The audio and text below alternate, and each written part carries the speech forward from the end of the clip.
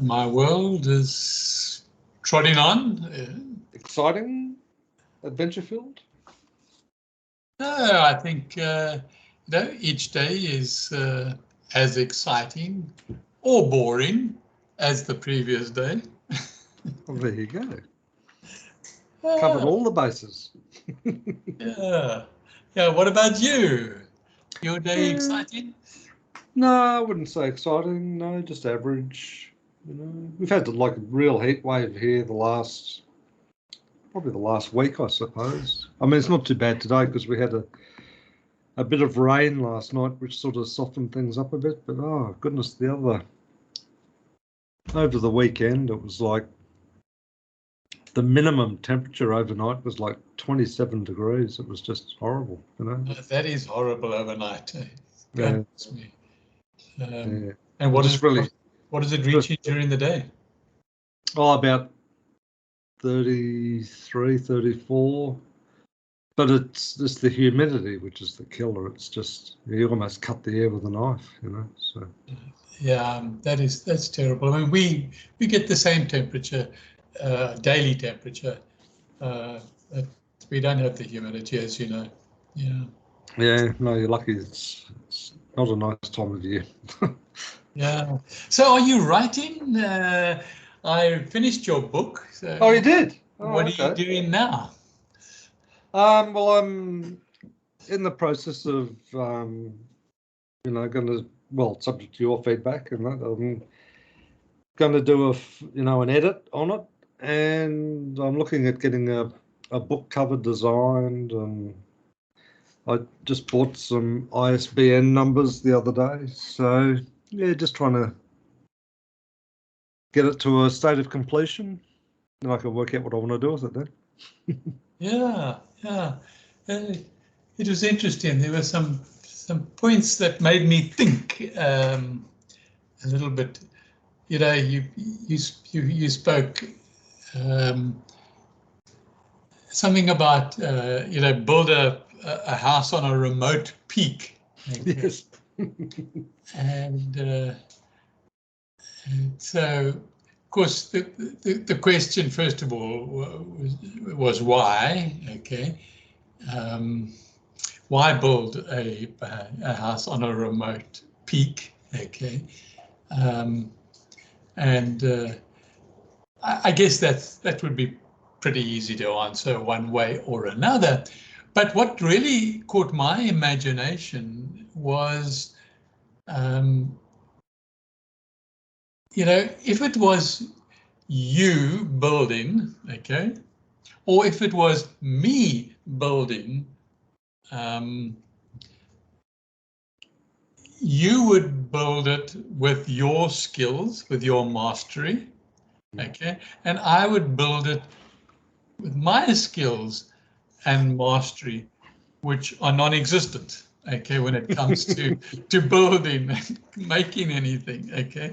So I would land up with a house with crooked walls and leaking windows and roof and whatever else, okay, and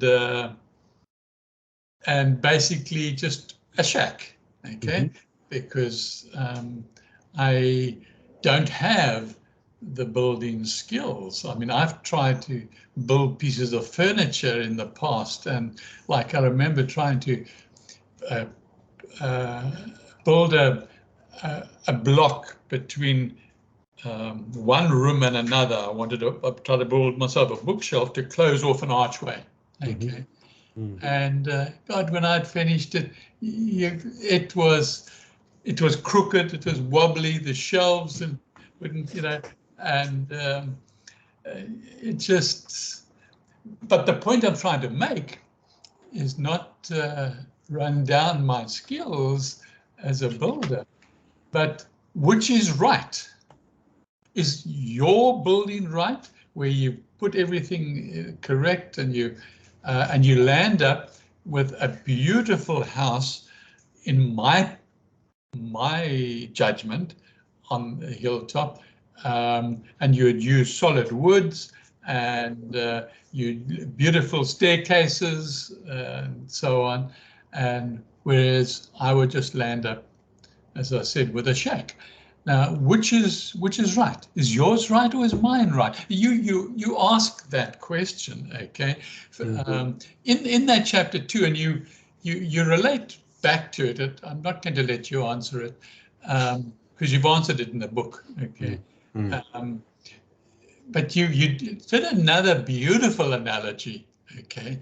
And that was you spoke about the Catholic Church, and hundreds of years the Catholics have been building these beautiful churches, okay, that are not only standing for decades, no, not decades, for centuries and centuries, and yet the Protestants also built churches, but it's just square walls and white paint and a place to meet. Yep. And they also stand, I guess, will stand for quite a long time. But which is right? Okay.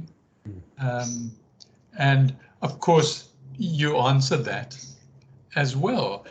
Okay, because neither of them are right.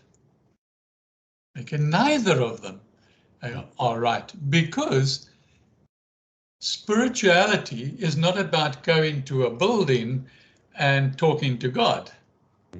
Okay, it's turning inwards into your own temple, okay, and talking to God. Okay, but be that as it may, let's go back to the house or to the churches. Which is right, my house or your house on the remote peak? Okay, because I did my best. Okay, I didn't do it consciously to be shabby. Okay, it just turned out that way. Okay, and you did it to your best, and it didn't turn out to be shabby. Which one is right? Okay. So that's the essence of your whole book, in actual fact, is looking at that and saying, you end off the entire book. Well, maybe I should say, I'd like you to relook at that ending. Okay. Okay. You've taken a whole book of beautiful reading, beautiful writing, and you haven't really reached a conclusion. Okay. And you leave one the impression of, well, there isn't a conclusion, but there is. Okay. There definitely is a conclusion. If I may just digress for a minute, I just lunchtime today, I just wanted to take a break and get off my work, and I asked Chat GPT, will AI ever get human consciousness? And but then, of course, I wrote that because I wanted Chat to tell me what is human consciousness. Okay, and it told me. Okay, and the outcome of that is, I can actually call it up because I wrote it, but I can't. It was a whole 2 pages that Chat wrote. Wow. About it, but it included, things like empathy, awareness, and sort of those words which are unique to humans. Okay, and I thought, okay, so what is spiritual mastery? Okay, or is it just spiritual? Spiritual is spiritual is spiritual, and there is no mastery. But we go inwards and we might chant or meditate. Why are we doing that? Are we not trying to enhance our spirituality? Or not? So all this sort of fits in with that last chapter of your book. And I think you need to come to a conclusion. Rather, because I think I read the whole page diligently and enjoyed it, okay, thinking that you're going to make a decision in the final paragraphs of the book. Okay. What a disappointment. Yeah. It was a type of disappointment, okay. And because I was intrigued to imagine what you would be saying from all that, okay. And I don't mind discussing it, but maybe you want to share some of your thoughts now about that. No, no, you keep talking. I'm completely open. So you keep telling me. No, but it's my opinion, obviously, because I'm talking, and it's my perception as a reader of your book. Okay. Well, let me ask you in this way then, like with the experience you had today with the Chat GPT. I mean, what conclusion did you come to from the answer that it gave you? Let me just call it up, that piece up. I copied that and I wrote it down. Let me just see if I can. Yeah, here it is. Let me. I mean, I can share it with you as well, or I can just read it to you. Let me see where is.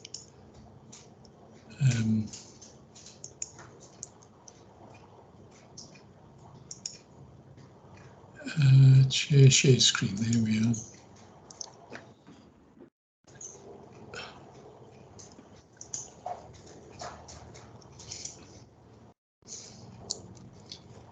Okay, I'm just trying to share the screen. Yep. Is it sharing? Just come up now. Yeah. Okay. All right. And you can see the question in black that I asked the AI, what is human consciousness and will AI gain it in the future? So shall I read it or would you want to read it? No, I'll quickly read it if you like. Sorry? I'll quickly read it on the screen. Yeah, okay. All right.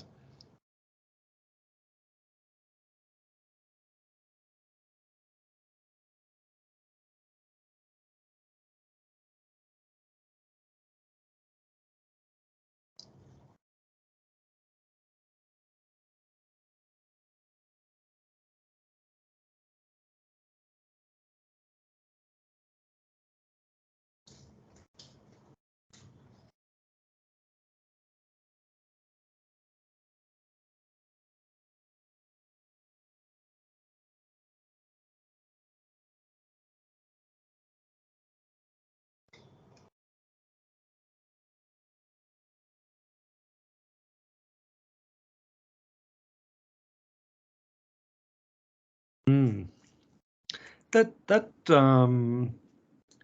sentence there, the second sentence, which says it encompasses our subjective experiences, perceptions, thoughts, and feelings, as well as well as our awareness of our own existence and the world around us. Mm. Do you think that that's an adequate definition? Oh.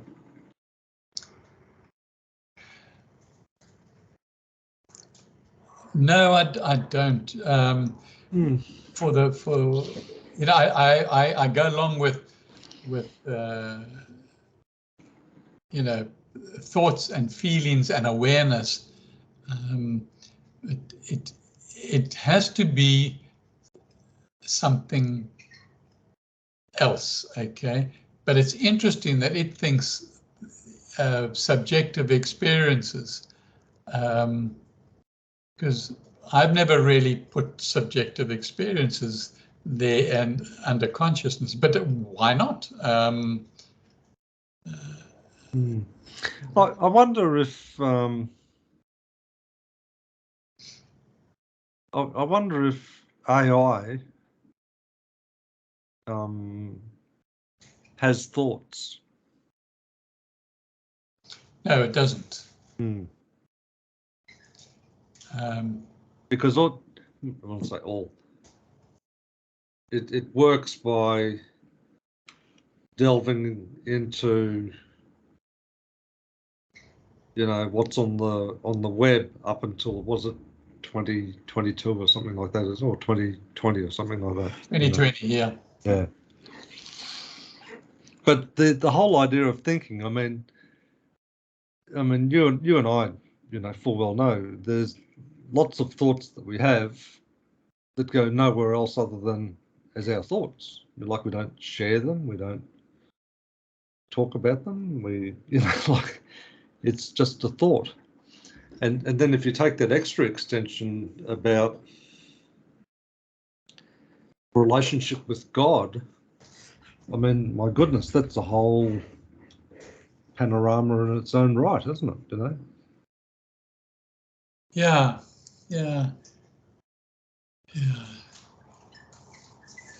I mean, it raises that whole question in my mind from a human perspective, you know, about, you know, are we separate from God? Well, yes, we are, and no, we're not. Or no, we're not. Yes, we are. I don't believe we are separate from God. No, I don't believe we are either. I mean, I believe there are periods in our life where we may have the impression that we're separate, but we're not, clearly not separate, because. Yeah, I think you and I know we're not separate. Okay, so if we're not separate, everything we do, first of all, is part of our experience and part of our consciousness. So maybe the AI robot or humanoid can do some of those things. Okay, they can certainly be, you know, have experience and remember the experiences and call back the experiences, and out of those experiences may come a definition of thoughts. Okay. Well, exactly right. I mean, you know, like, there's a ton of technology around at the moment where you can go onto a website and ask a question. Like, you can go onto like eBay or Amazon or whatever and say, "Oh, where's my order?" And it'll give you an answer. And it's not a human that's answering. It's a bot. You know, that they've got an algorithm which runs and says, "Okay, here's Don's order number. Oh, yes, it's been shipped. And here's the tracking number." You know, well, it gives a human-like answer, but it's all just an algorithm running in the background, isn't it? You know, so. Yeah. So, I don't think you can necessarily call those thoughts, but certainly, if you know, if you ask an AI, what do you think the weather's going to do tomorrow? Yeah. Okay. So, based on a lot of AI algorithms, it's going to say, well, it's going to be 30 degrees and it's going to be cloudless. Okay. and so now it's interacting with you. Now, is that part of consciousness? Yeah, because I watched a video the other night, you know, and this guy says, "Oh, it's very easy to fool Chat GPT, you know, like if you just put in there, you know, what's 10 plus 9, and it says, oh, it's 19,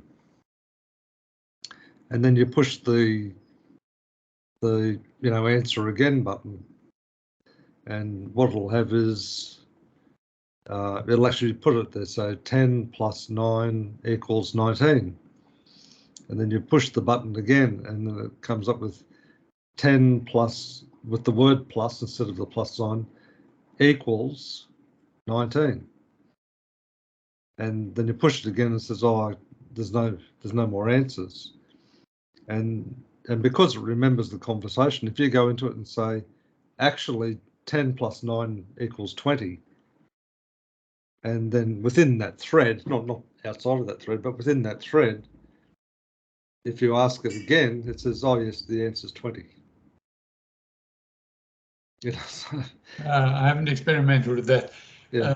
But yeah, you know, I think I'm certainly, when we have this conversation, I'm looking sort of ahead, if you like, of, you know, the future of AI and the way it's developing. You know, in the last 5 years, it's been phenomenally quick. Oh, absolutely, and there's people out there everywhere now using it as a business tool and a revenue generating tool and all those sorts of things. Like, absolutely, you know, there's no question. Yeah, and Google is busy testing their competition to chat called Bard. Okay. And so is Microsoft, because the latest release of Bing has AI built into it. Well, remember, chat is basically Microsoft started. Okay. Yeah. I know it's open source and they've done that concept, but it's really backed by Microsoft. So Microsoft are building it into Bing, and so Bing and Google are going to one of the two, I think, are going to outsmart the other one. Okay, no, and I don't really care who it is, but those are the two big players now in this. But that brings us back to your book and to the subject of human consciousness. You know, they certainly can do things, but we're not sure what is human consciousness. That's really what this discussion was trying to think through. We've got what the robots think, okay, but the robots, you've got to look between the lines of what the words they're not using, perhaps, because they wouldn't understand them. But they, you know, can exist. Humanoids, there's certain humanoids that can express feelings. Okay, how they feel them, I don't know. And the thoughts with, you know, just connections in their network, like our connections in our brains. I think those can be duplicated quite easily. So I think they're going to have thoughts, but we don't know where our thoughts come from, okay? So we actually don't know. That aspect we've got to put aside, because that's part of human consciousness, but is it? You know, maybe our thoughts just come from the neural links in our brain, okay? Or does it come from another dimension? Well, I mean, in the context of the subject matter of what I've written, I think I've made it pretty clear that it comes from, and this is where words get quite inadequate, you know, but in a clumsy sort of way, my belief is, no, well, it's not a belief. my experience is it comes from outside of who I am, but it's a very paradoxical thing because at the same time I will say I'm not disconnected Yeah. from the greater creation either, you know. So, but in the context of inspiration and you know, the seeds of potential, I see that happening in the intelligence of God and the lightning rods who have a level of awareness and connection is where those seeds touch down. If that's an analogy which makes any sense. Because I think I made one comment there through the book that, you know, when the time is right for you know, an idea or whatever to come into fruition, it will touch down with those people who are in a state of awareness to be receptive to it. And if I'm not receptive to it, it doesn't mean that the time's not right. It just means that it'll go somewhere else. Yeah, yeah, yeah. You know, in the Logos books that I've read, and in the talks from Moya Chalubi, he talks about, okay, there's you standing there as a physical human being, okay? Now, he says, you know, inside you, that's the key to this one. Inside you is your astral body, okay? And then your mental body is inside you, and then inside that is the subconscious body, okay? And so you then go on to the spiritual domains and dimensions, but they're all inside of you. Okay. So what does this say about the soul? Is that at the center of it? The soul is the spiritual seed, to use the word you just used, seed that is directly connected with, on the 10th plane, with God, okay? Yep. And so it is depicted as the innocence in white, okay? And then when it is mature and gets back to that God, it is now red, depicted as red, okay? So, you know, when you, let's say the first incarnation of the soul in your body, it's white. And then after many incarnations, it's red and it's connected. So now, to use again what you just said, about whether you're ready and so on. So as that white soul turns to red, you're then ready to not return, because you're now ready for the next thing. So, but it's still, in a sense, in the same body, okay? Or the soul is in a body that's you, okay? But the body's memories and thoughts that it had, they stay behind. And so it's like a robot now, you see? Whatever's in that robot stays in that robot, okay? So consciousness to me is moving back towards the actual center of where you were originally created, Okay, Mm. and so in order to do that, you've got to go through within this energy universe. Okay, you've got to move slowly your energy, and as the time is right, certain things happen to you, and you move on. Okay, and you continue moving on. Just dying is by no means death in any sense of the word, other than the physical body. Okay. But I think the physical body is so important as well, because I was talking to someone the other day and they related a story to me. Apparently there was a movie made back in the 50s or 60s or something, quite some time ago. It was a black and white movie.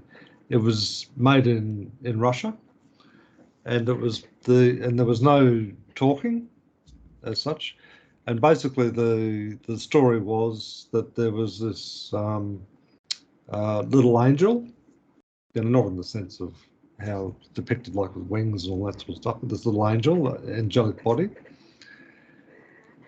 And it was sort of following, humans around, and humans were like sort of, oh, they're so sad and sorry for themselves and so on. But the angel is like, well, you get to taste food. I can't taste food. And you get to have these sensations of the feeling of sun on your face. Well, I don't have that sensation. And you get the feeling of human pleasure, and I don't have that sensation. So this body that you've been blessed with, there's lots and lots of aspects of it. You take it for granted that in other incarnations or other planes, you can't experience what you're experiencing with the body. And I thought to myself, well, that's really quite fascinating. Well, maybe those words that you use, or just use now, is part of human consciousness. Yes. Yeah. Okay. And so we can add now to that second sentence some of the words that you've just used. But then we accept that human consciousness is maybe human consciousness. You could also replace it with human being. Okay, because human consciousness, okay, drop the human and you've got consciousness. Now what is consciousness mean? Okay, really, my upbringing tells me it's basically awareness. Okay, so as a human being, what is a being? Okay, is that being the essence of God?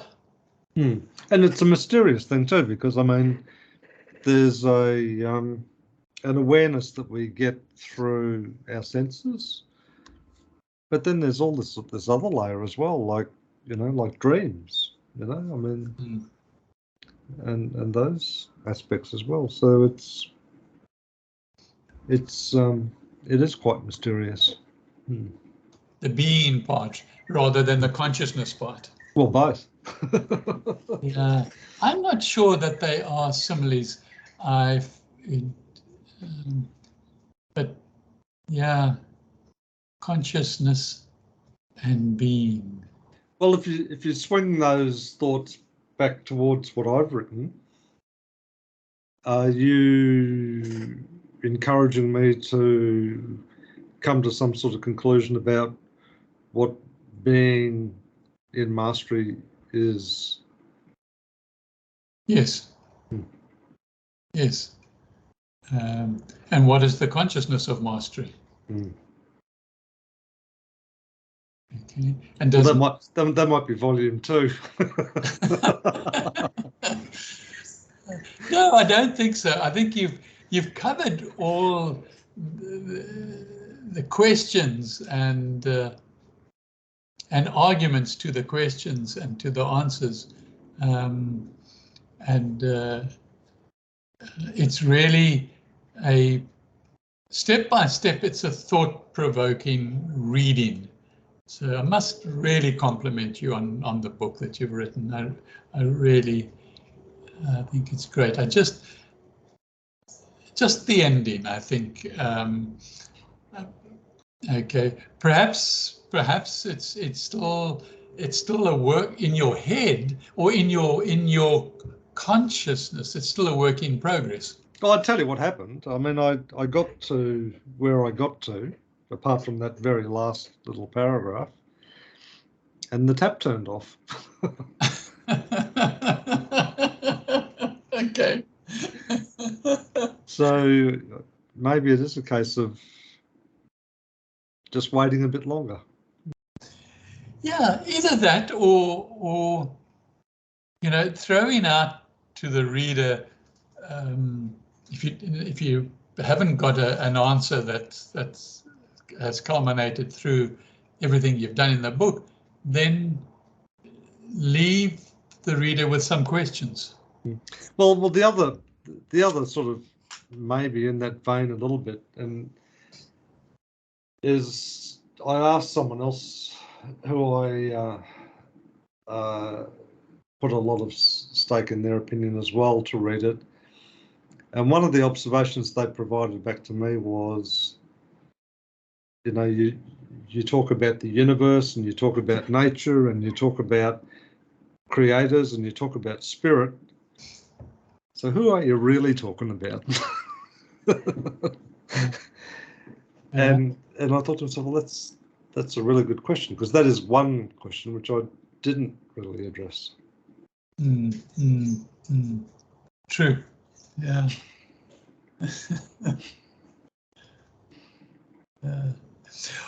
Why did you start writing the book? Well, as I said right in the start, it was just out on a walk, and this overpowering question came to me about this idea of mastery. What is it? Why would it be important? Is it something that I've experienced? And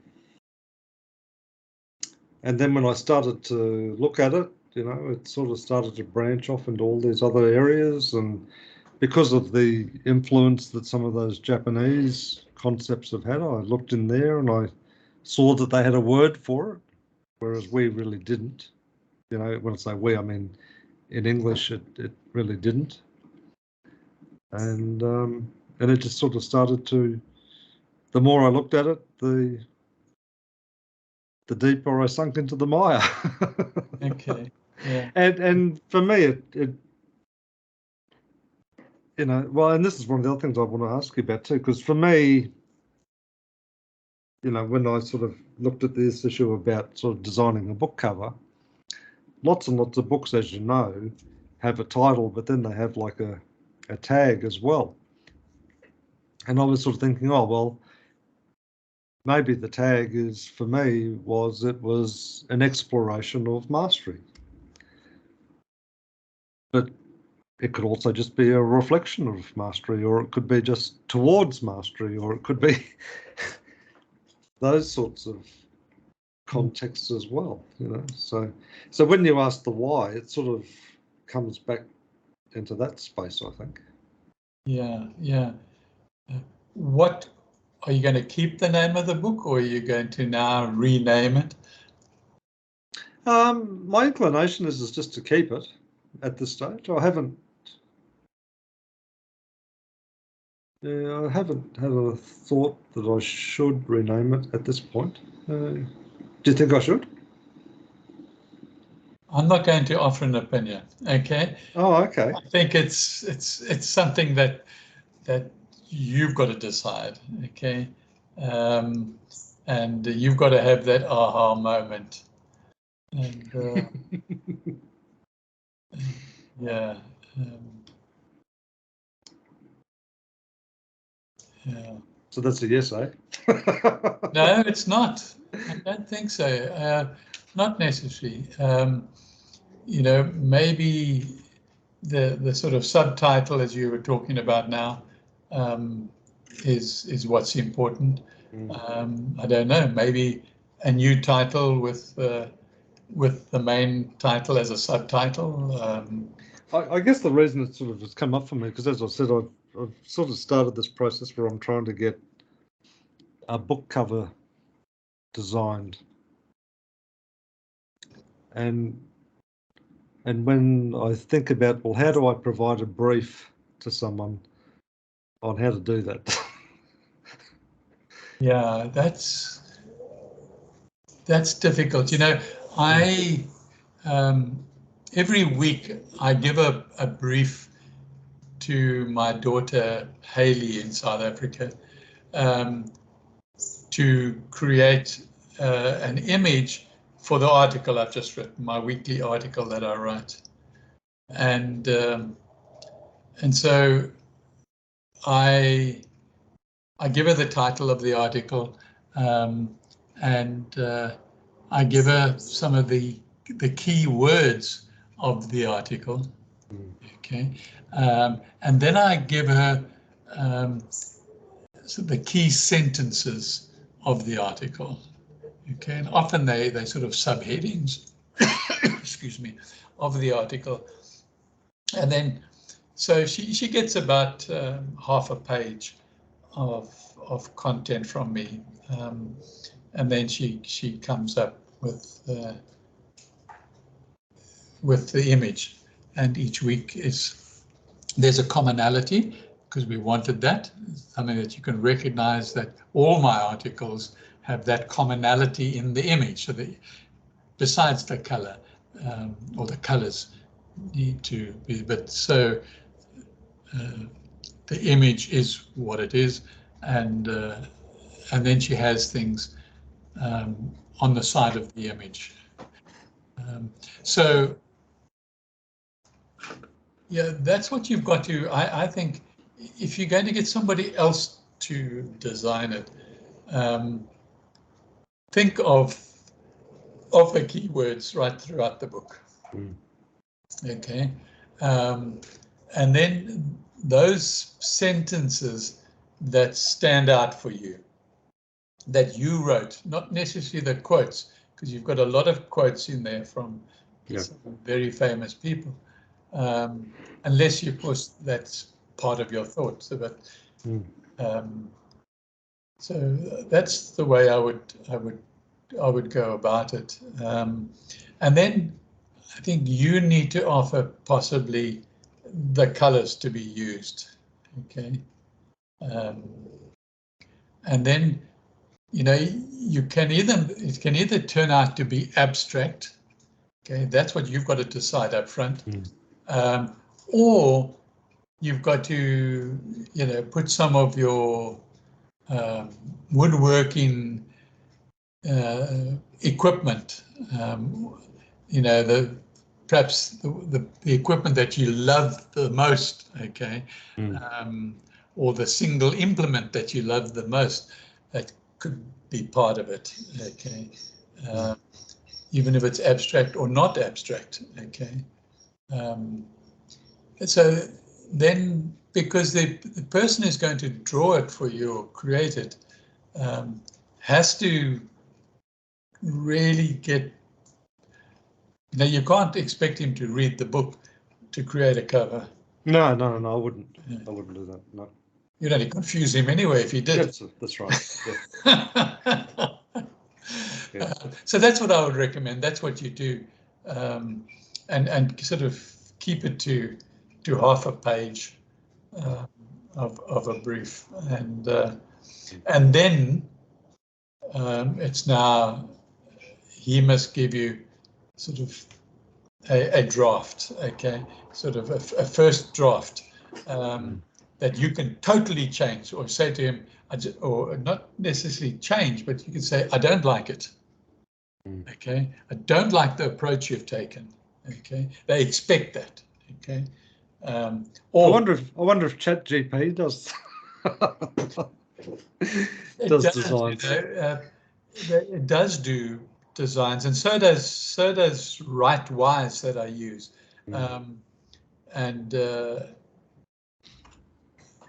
but I think because of what you're doing, they can't do the spiritual aspect, okay? Because they won't understand, they won't be able to interpret some of those words, those key words. You know, if you put their consciousness, like we've just checked in this chat, it comes up with certain things like thinking and feeling and awareness, but there's a lot more if we're thinking about the holistic side. It'd be an interesting experiment, wouldn't it, to ask ChatGPT to give you a diagram of consciousness? Yeah, I guess it would. I guess it would. Yeah. Why don't you try it? I think I will. Yeah.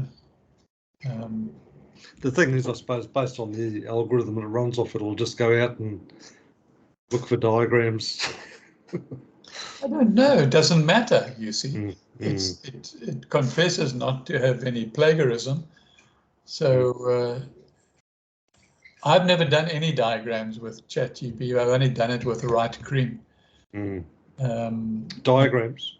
Diagrams, yeah. Done diagrams with Right Cream, but it was so pathetic. Was it? Yeah. And you got the free version of Right Cream, which gives you all functionality. I'm not sure if you wanted to try that as well. Well, I don't know that I do. It's just a curiosity more than anything. Because there's one thing about, from my perspective, is mastery does come from within. Mastery does come from? Within. Within, yeah. Yeah. Yeah. I think that's been clear. I think, but it probably was clear for you from the beginning. But you were searching for something else. But it started, I thought it started with your woodwork. Well, I suppose one way to characterize woodwork is the woodwork was the vehicle I chose for the book to explore the idea. Okay. Yeah. Okay. Fair enough. Yeah. I mean, there's huge overlap, but yeah. I didn't want it to be abstract. I wanted it to try and anchor it in a reality for me, you know. So yeah. And has that been successful in your opinion? It has for me, because part of the writing discipline was, instead of using language which was common in business of third person or we or you, those sort of terms, it had to be I. Yeah. And the I was the you know, the truth check for me. Yeah. I didn't want it to be abstract. I didn't want it to be theoretical. It was, well, actually, this is my experience. You don't have to agree with it, but this is my experience. So. So if we talk about consciousness, and then we move on to subconsciousness. Okay. That must be an enhanced version of consciousness, subconsciousness. Yeah, maybe one with less filters. Yeah.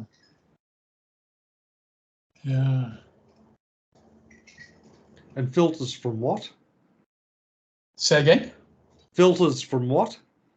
Well, filters from the divine, isn't it? Yeah, absolutely. Yeah.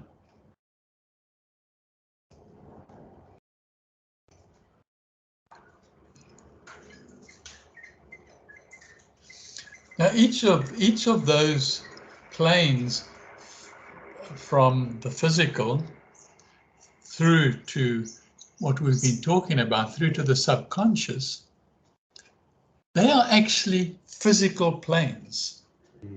Yeah. Okay. Yeah. So you go and live there like you live on Earth. Okay. On these. But would it be an accurate statement to say that those planes are not separate from the body? Yes, they are. Okay, as much as they are here in the physical world. Yes, they are, and they have the identity. Okay. So yes, it's just living on another plane. Okay. And you've arrived there through your endeavors to get closer back to where your soul originated from. Yep. Okay. But it's still physical. The subconscious is the final physical plane. Okay. Then you get the mental plane. Okay. Okay. And anyway. So that process, sorry, I didn't want to leave the idea just yet, but that process of dying, is that a progressive dying through the planes until the I ceases to exist? Yeah, the I will eventually, but not in the physical plane, cease to exist. Okay.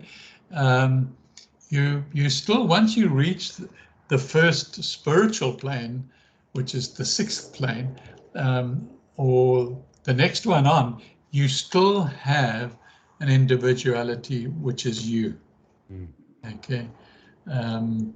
So it's only when you get up to the ninth plane, the one before where you were born as a soul, okay, that you're now starting to not lose your individuality, because even when you get to the 10th plane and you face this reality that this is where you were born, okay, but there are still, 66 planes to get through until you are totally integrated into the consciousness of the Creator, which you've been all along. Okay, but you've kept yourself separate from it, and it's the process has kept you separate as well.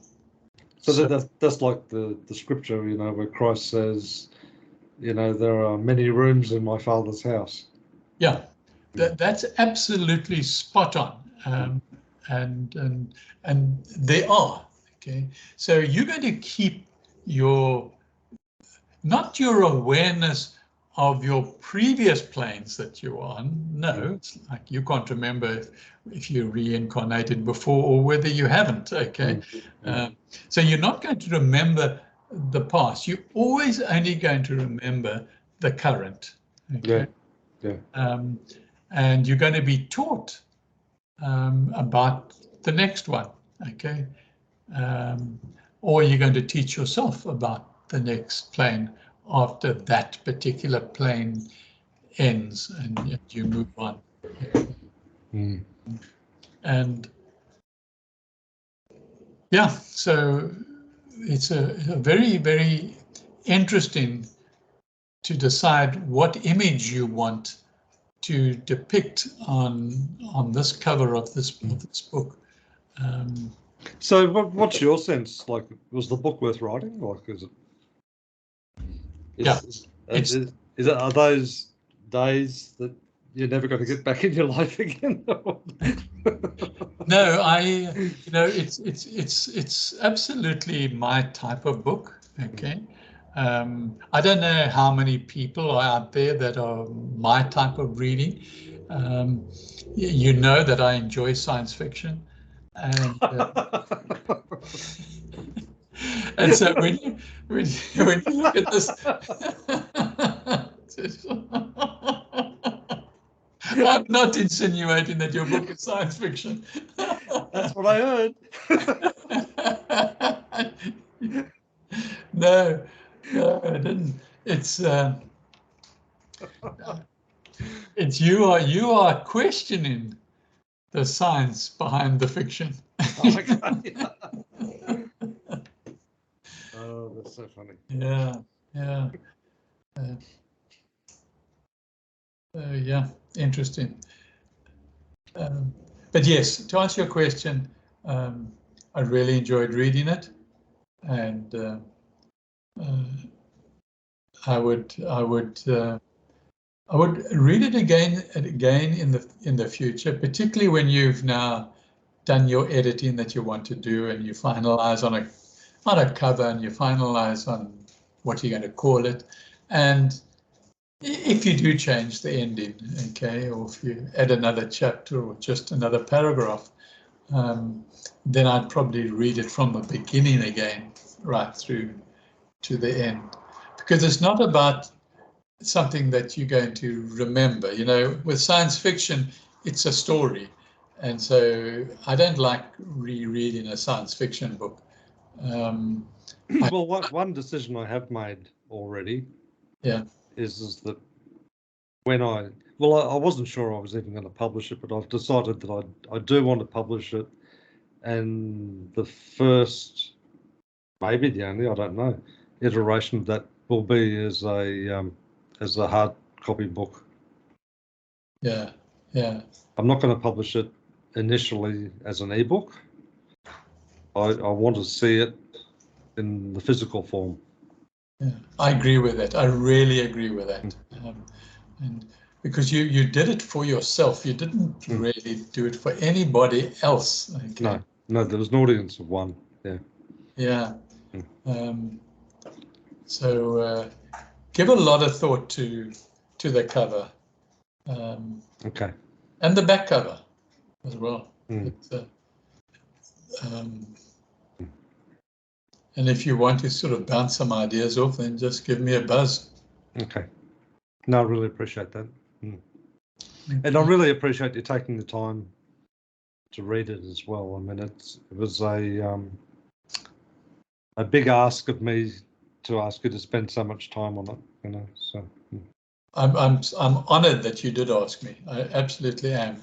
But having said that, I also enjoyed it. Okay, it was an enjoyable read. Okay, I couldn't wait for the next chapter to arrive. Okay, and a lot of it was thought-provoking, as I mentioned in this conversation. You know, about the Protestant Church and the Catholic Church architecture, so there were a lot of right through that where it made me think, and went off on my own journey mentally. So oh, good. Yeah. Okay, it's probably a good place to stop. It is very much, and thank you so much for the feedback. It's been incredibly valuable. Thank you for that. I appreciate that. Okay, until this time next week. Absolutely. Okay, you take care. You too. Bye now. Okay, bye.